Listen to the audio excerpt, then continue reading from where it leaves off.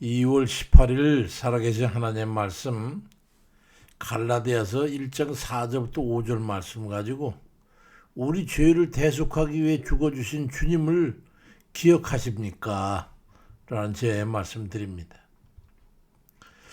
우리가 구원받아서 영생 천국을 소망으로 삼고 살아가게 된 건 결코 우리의 선함이나 공로 때문이 아니라는 것을 아시지요?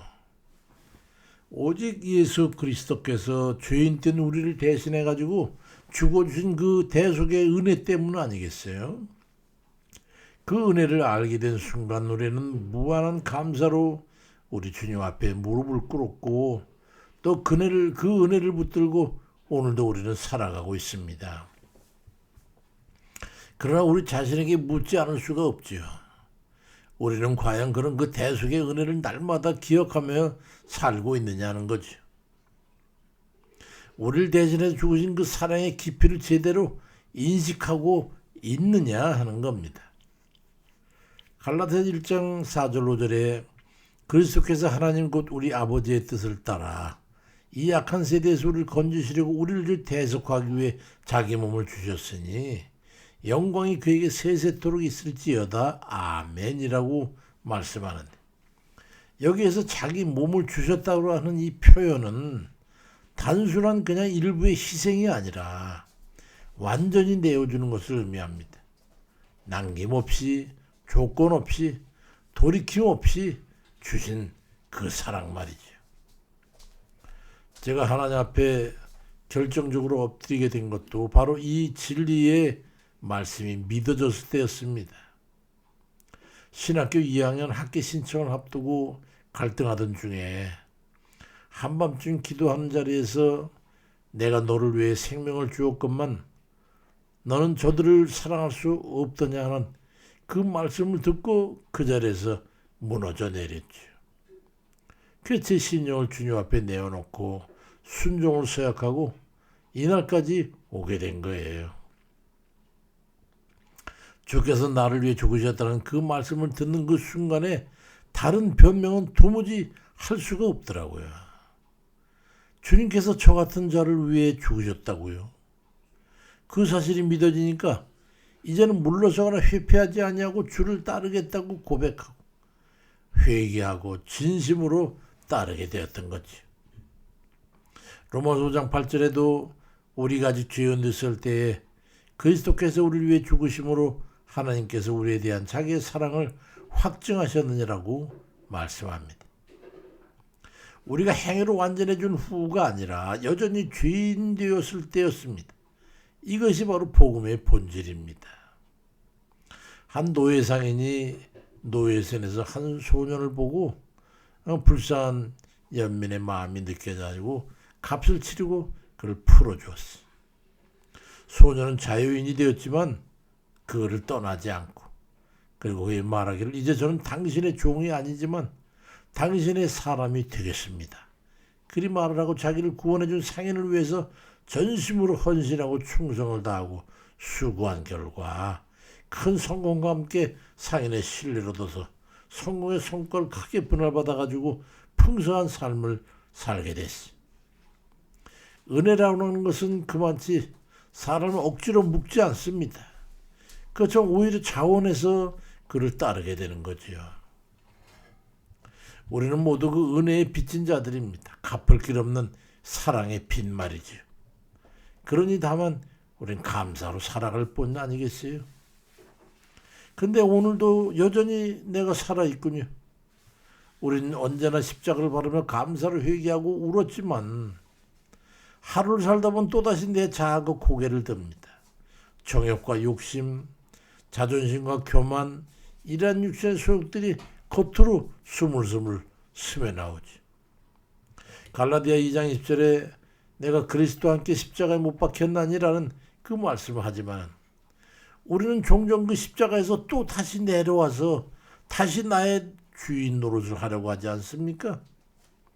이것이 바로 우리의 안타까움이죠. 구원은 받았으나 자아는 여전히 살아있는 사도 바울도 로마서 7장 24절에서 오라 나는 공고한 사람이로다 그 탄식했던 그 고통 말이지. 거룩한 사도도 그 영적 싸움을 고백했다면 우리 또한 이상한 일이 아니지요. 그러니 절망할 이유는 없어요. 이 탄식이 있다는 것 자체가 바로 은혜의 증거이기 때문이죠. 죽은 자는 싸우지 않습니다. 우리가 살아있기 때문에 그 악의 싸움에서 괴로워하고 은혜를 알기 때문에 죄가 아픈 것이지요. 그래서 우리는 주님 앞에 나아가야 되는 겁니다. 여전히 완전하진 않지만 방향은 분명하잖아요. 우리 자아가 죽어가는 과정은 단번의 사건이 아니라 평생의 순례이니까 오늘도 우리는 그 길을 걸어가는 것이지요. 은혜의 빚진 자로서 마땅한 삶을 살아야 합니다. 그렇다면 그럼 우리는 어떻게 살아야 되는 겁니까? 은혜에 대한 최선의 응답은 또 다른 은혜의 통로가 되는 것이죠. 하나님께 영광 돌리는 삶을 사는 것이기 때문입니다. 고린도전서 6장 20절에 값으로 산 것이 되었으니 그런즉 너희 몸으로 하나님께 영광을 돌리라고 말씀합니다. 우리는 우리의 삶을 살아서는 안 되는 자들이에요. 우리는 우리 자신의 것이 아니기 때문에 값을 주고 산 것이기 되기 때문에 그 값은 어린 양 되시는 예수 그리스도 하나님의 아들의 그 보혈 피로 된 거 아니겠어요? 그러니 어떤 것으로 옷을 갚고 우리가 자유로우시죠? 우리 하나님의 것입니다. 감사는 감정이 아니라 그 방향을 바꾸는 거예요. 그래서 순간에 눈물이 아니라 삶의 태도의 전환이 돼야 되는 겁니다. 매일의 삶에서 우리 그 삶을 선택할 때 이때 주님이라면 어떻게 하셨을까? 그걸 묻는 삶이 우리의 삶에서 감사로부터 시작되기 때문에 종교개혁자 마르틴 루터는 나는 구원받기 위해 선을 행하는 게 아니다. 이미 구원받았기 때문에 선을 행한다라고 말했어. 은혜는 행위를 강요하지는 않지만은 분명한 것은 우리 스스로가 삶의 변화를 요구받는다는 거예요. 우린 또다시 주님을 십자가에 못 박을 수 없는 일 아니겠냐 말이죠. 근데 우리 스스로가 반문하는 거 아니겠어요? 내가 그럴 수는 없잖아. 이제는 내가 죽어야 당연한 도리가 아니겠냐 말이죠. 자존심 죽고 욕심이 죽고 미움과 다툼, 혈기가 죽어야 되는 거예요. 그래야 그리스도의 생명이 우리를 통해서 드러나게 됩니다. 대속의 은혜를 입은 자의 목적성 결론은 그래서 분명한 거예요.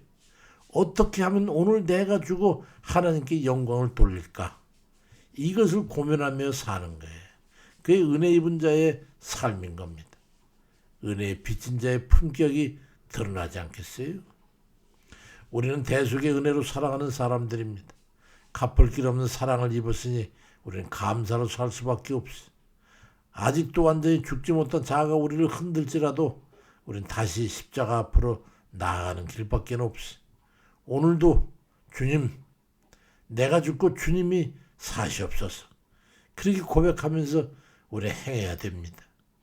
그래서 우리 남은 생애가 은혜에 합당한 삶, 하나님께 영광 돌리는 그 삶이 되기 위해서 우리가 살아야 되는 그런 모든 이들 다 되시길 우리 주의 이름으로 축원드립니다. 아버지, 아멘입니다.